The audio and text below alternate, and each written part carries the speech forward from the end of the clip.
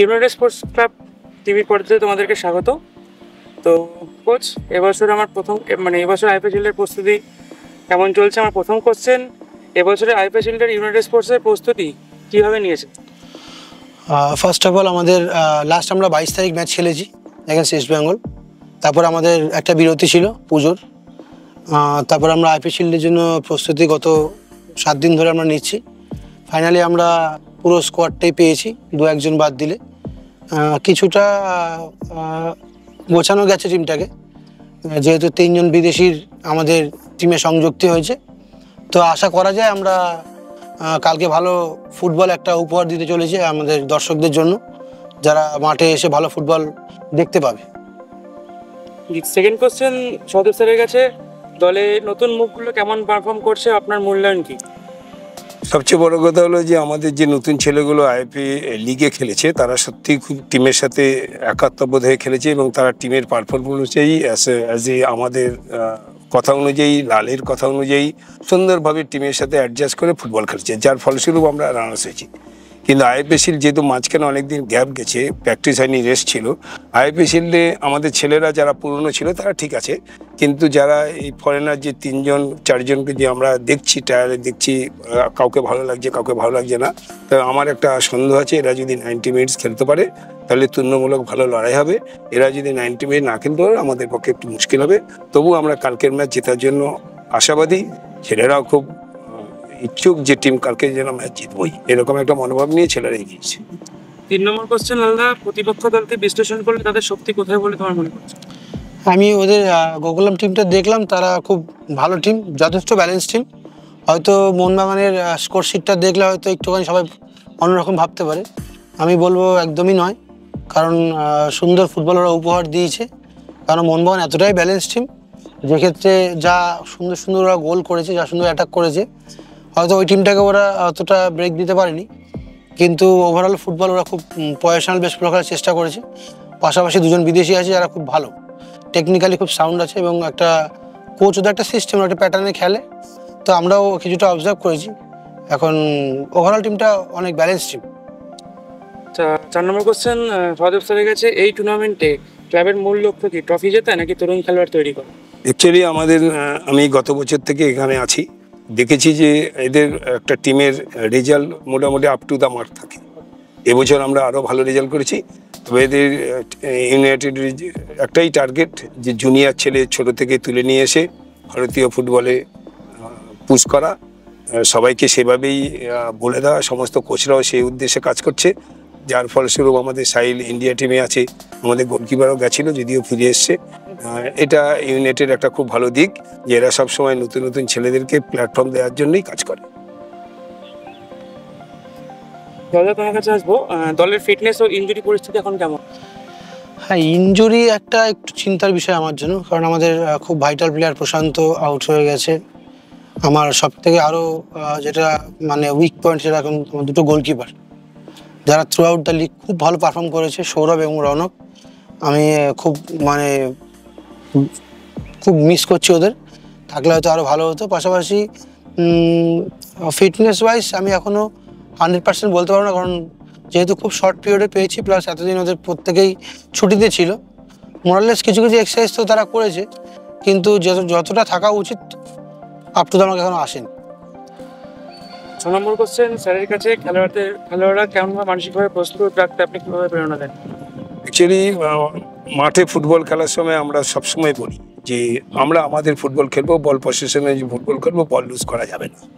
আর বল যদি লুজ করতে হয়, অ্যাটাকিং তাহলে যদি কোনো বল লুজ হয়, immediate you come back your defence, তারপর আবার নতুন করে স্টার্ট করবো। কিন্তু প্রশ্ন এখানে হয়ে যাচ্ছে, আমাদের সাথে যে ফরেনারগুলো আছে তারা, আমি আবার বলছি, তারা যদি ভালো ফুটবল খেলে আপনারা কালকে খুব ভালো ফুটবল খেলা দেখবেন, এটাই আমি বলতে পারি। কিন্তু এই ফরেনাররা কতক্ষণ খেলবে, কতক্ষণ থাকবে, এটা তো আমরা দেখিনি। 2-1 দিন প্র্যাকটিসে আমরা ওদের পেয়েছি, তাতে 90 মিনিটস পারবে কিনা সেটা হলো আসল ব্যাপার। আর সবসময় দেখবেন যে যত টিম আছে ইন্ডিয়ার টিমের, ফরেনাররা এই ডিফারেন্স তৈরি করে। সেই ডিফারেন্সটা যদি আমাদের ফরেনাররা করতে পারে তাহলে তুলনামূলক ভালো লড়াই পাবেন। লালা, তুমি ইউনাইটেড স্পোর্টস সব থেকে বড় শক্তি কী বলে মনে করো? আমাদের ইউনাইটেড স্পোর্টসের সব থেকে বড় শক্তি আমাদের নামেই আছে, উই আর ইউনাইটেড। তো একতাই শক্তি, এটা আমরা সবসময় প্রমাণ করে এসেছি। আমরা 1-0 ডাউন থেকে 2-1-এ জিতেছি, 2-0 ডাউন থেকে 2-2 করেছি আমরা। এটা আমাদের ক্ষমতা আছে, সেটা আমরা ইউনাইটেড বলে আমাদের এটা আমরা করতে পেরেছি। আমাদের এটি শক্তি, আমরা সবাই ইউনাইটেড। স্যারের কাছে আসবো, সমর্থকদের জন্য কোনো বার্তা যদি আপনি দিতে চান। সমর্থকদের উদ্দেশ্যে একটাই বার্তা, আপনারা আমাদের সাপোর্ট করুন। বিশেষ করে আমাদের যে হেড কোচ লালের উপর ভরসা রাখুন। আমি দীর্ঘদিন দেখছি লাল যে বল পজিশনে যে প্র্যাকটিস করায়, যদি প্লেয়াররা সেভাবে খেলতে পারে আর একটা ভালো খেলা আপনারা দেখবেন। আমরা আপনাদের সাহায্য চাই, অন্তত সাপোর্টটা মাঠে এসে করুন, তাহলে আমাদের প্লেয়াররা ভালো খেলতে আরও উৎসাহ বোধ করবে। 3-4টে কোশ্চেন লালদার জন্য অনলি ফর 2013 সালে চ্যাম্পিয়ন হিসেবে অভিজ্ঞতা, এখন দলের পরিকল্পনা ও পরিচালনা কীভাবে প্রভাব ফেলেছে তোমার কাছে? 2013টা ওটা এখন ইতিহাসের পাতায় চলে গেছে। তখন খেলোয়াড় ছিলাম, একরকম মোটিভেশন ছিল, পাশে অনেক ভালো ভালো প্লেয়ার ছিল, র্যান্টি মার্টিন, মামা, রফিক, আসিফ, কার্লোস হার্নান্ডেজ, গৌরমাঙ্গি সিং, অনেকেই ছিল, যাদের অনেকের নাম সবসময় মাঝে মাঝে মনে পড়ে আমাদের। ওই দিনটা আমরা এখনও ভুলিনি। আর আজকের দিন বলতে গেলে এটা অনেকটাই পার্থক্য, একজন খেলোয়াড় হিসাবে মাঠে থাকা আর একজন কোচ হিসেবে মাঠে থাকার অনেকটা পার্থক্য। খেলে হয়তো নিজের পারফরমেন্স দিলে একরকম স্যাটিসফ্যাকশন থাকতো, এখন কোচ হিসাবে 30টা প্লেয়ার, 30 রকম ইগো, কে কীরকম খেলে, কার কোন ফিটনেস আছে, সব কিছু মেনটেন করে আমাকে চিন্তা ভাবনা করে টিমটা দাঁড় করাতে হয়। সেক্ষেত্রে একটু অনেকটাই পার্থক্য আছে। তো দেখা যাক, যেভাবে খেলে চ্যাম্পিয়ন করেছি, এখন কোচ হিসাবে কিছু করা যায় কিনা। তো আরেকটা কোশ্চেন, খেলোয়াড় হিসেবে স্মৃতি ও অভিজ্ঞতা কীভাবে বর্তমান খেলোয়াড়দের শেখাতে ব্যবহার করছে? সবসময় আমি আমার প্রিভিয়াস যা আমার অভিজ্ঞতা আছে, যাদের দেখে আমি বড় হয়েছি, যাদের সাথে খেলেছি, সবসময় প্লেয়ারদের তাদেরকে এক্সাম্পল স্বরূপ দেখাই। যেমন দীপক মণ্ডল আছে, সুব্রত পাল আছে, মেহতাব হোসেন আছে, রহিম নবী আছে, আমাদের মোহাম্মদ রফিক আছে, বর্তমানে প্রীতম কোটাল, প্রণয় হালদার, সৌভিক চক্রবর্তী, প্রবীর দাস, সবার উদাহরণ আমি দিয়ে থাকি। তারা কিভাবে নিজেদের জীবনকে কতটা ফাইট করে, কিভাবে খেলে, কতটা চ্যালেঞ্জের সম্মুখীন হয়ে তারা আজকে নিজেদের প্রতিষ্ঠিত করেছে। সেক্ষেত্রে আমি বরাবরই আশাবাদী আমাদের প্লেয়াররাও মুখিয়ে আছে এই টুর্নামেন্টে খেলার জন্য, এবং তারা যদি ইন্সপায়ার হয় সব কথা শুনে। আমার নিজস্ব কিছু অভিজ্ঞতা শেয়ার করি মাঝে মাঝে। জিতলে পরে একরকম দাম হয়, আর ওই নচিকেতার একটা গান আমাদের মনে পড়ে যায়, জিতলে পরে তুমি একরকম শুনবে আর হারলে পরে একরকম শুনবে, সেটা তোমার মাথায় রাখতে হবে সময়। 2013 সালে জয় আর এখন হেড কোচ হওয়া, এই দুই অভিজ্ঞতার মধ্যে কোনটি আপনাকে সবথেকে প্রেরণাদায়ক? হ্যাঁ, ওটা একরকম ছিল, ওটাতে নিজস্ব একটা কিছু করার তাগিদ ছিল যে না ঠিক আছে, আমি লড়বো, আমি দিনের সেরা হব। আজকের দিনে দাঁড়িয়ে আমি যদি চিন্তা করি সেরকম হবে, সেটা হবে না। কারণ আমার মস্তিষ্কে যেটা চলছে হয়তো প্লেয়ারদের নাই চলতে পারে। আমি একরকম ভাবতে পারি, একটা সিচুয়েশন আমি দেখাতে পারি, ওরা কীভাবে ডেলিভার করবে তার উপরে আমাকে ওদের মেন্টালিটি রিড করতে হচ্ছে, ওর ফিটনেস ওয়াইজ রিড করতে হচ্ছে, অনেক চিন্তা ভাবনা করে আমাদের আগাতে হচ্ছে। সেক্ষেত্রে কোচের আর প্লেয়ারের মধ্যে অনেকটাই তফাৎ, সেটা আমি বুঝতে পারছি। তো তখন খেলোয়াড় হিসেবে টিমের মানসিকতা কেমন ছিল, আর এখন কোচ হিসেবে মানসিকতার পুনরায় তৈরি করতে কীভাবে কাজ করছেন? তখন একরকম ছিল, পাশাপাশি এত ভালো ভালো প্লেয়ার ছিল, যেহেতু অপোনেন্ট টিমে ইস্টবেঙ্গল ছিল, অনেক ভালো ভালো প্লেয়ার ছিল যারা আমরা বিট করে চ্যাম্পিয়ন হয়েছিলাম। আর আজকের দিনে দাঁড়িয়ে এখন পুরোটাই ট্যাকটিক্যালির উপরে নির্ভর করতে হবে আমাকে। আমি কতটা ট্যাকটিক্যালি অপোনেন্টকে রিড করতে পারছি, কতটা প্লেয়ারকে বোঝাতে পারছি, প্লেয়াররা কতটা নিতে পারছে, কতটা সক্ষম প্লেয়াররা। এবার যেহেতু খুব শর্ট পিরিয়ডে না, ফিটনেস ওয়াইজ একটা সমস্যা থেকে যাবে আমাদের জন্য। তো এখন দেখা যাক ট্যাকটিক্যালি, যেহেতু আমি মোরাললেস ম্যাক্সিমাম প্লেয়ার আমার টিমে এখন এক আছে, ফরেনার বিদেশিরা বাদ দিলে।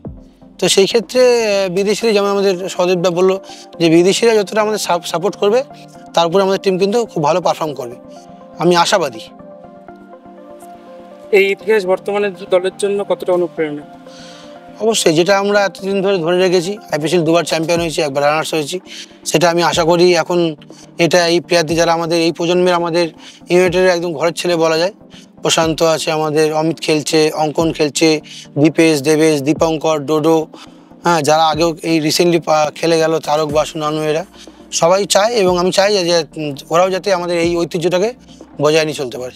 দাদা, শেষ কোশ্চেন, এই অভিজ্ঞতা নতুন খেলোয়াড়দের মনোবল বাড়াতে কতটা সাহায্য করছে বলে তুমি মনে করো? না, দেখছি মোটামুটি, আমি কথাবার্তা বললাম, প্লেয়াররা খুব মুখিয়ে আছে। মানে আমরা যখনই আমরা সবাইকে খবর দিয়েছি যে আমরা আগামী দিনে আইপিএল খেলতে চলেছি, প্লেয়াররা মানে এক কথায় এক পায়ে রাজি হয়ে গেছে যে yes, we are ready for fight. তো সেই ক্ষেত্রে আমি প্রত্যেকটা প্লেয়ারের মধ্যে একটা যে এক্সট্রা ইগারনেসটা আমি খুঁজে পেয়েছি, এবং যেটা ওদের বলেছি যে এই একটা প্ল্যাটফর্ম যেখানে তোমাকে আলাদা করে মেলে ধরার একটা জায়গা দেবে।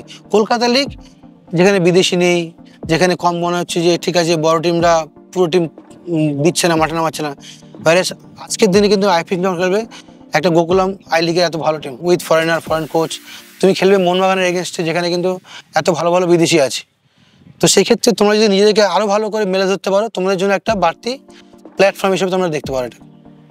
ধন্যবাদ। আমি আমি আমি আমি একটা কথা বলি, খুব দর্শকদের উদ্দেশ্যে খুব ভাইটাল কথা। আপনারা খেলোয়াড় লালকে যেরকম দেখেছেন, কোচ লালকে কিন্তু অত অ্যাগ্রেসিভলি দেখতে পাবেন না, কিন্তু ওর অ্যাগ্রেসিভনেসটা হলো প্র্যাকটিস, ওর অ্যাগ্রেসিভ হলো প্লেয়ারদের বোঝানো। এটা আমি খুব মোহিত যে একটা ছেলে মাঠে নেমে যে ফুটবলটা খেলতো, যে অ্যাগ্রেসিভনেস যে ফুটবল খেলতো, যে অপোনেন্টকে পাত্তাই দিত না, সেই ছেলেই কিন্তু আজকে ট্যাকটিক্যালি অপোনেন্টের কোথায় কি আছে, কোনটা করলে কি হবে প্লেয়ারদের বোঝাচ্ছে। আপনারা ভবিষ্যৎ লালকে ভালো কোচের জায়গায় ভবিষ্যতে পেতে পারেন, এইটুকু আমি আপনাদের বলে রাখছি। দেখবেন লাল কোচে বেশ ভালো জায়গায় পৌঁছে যাবে। Thank you.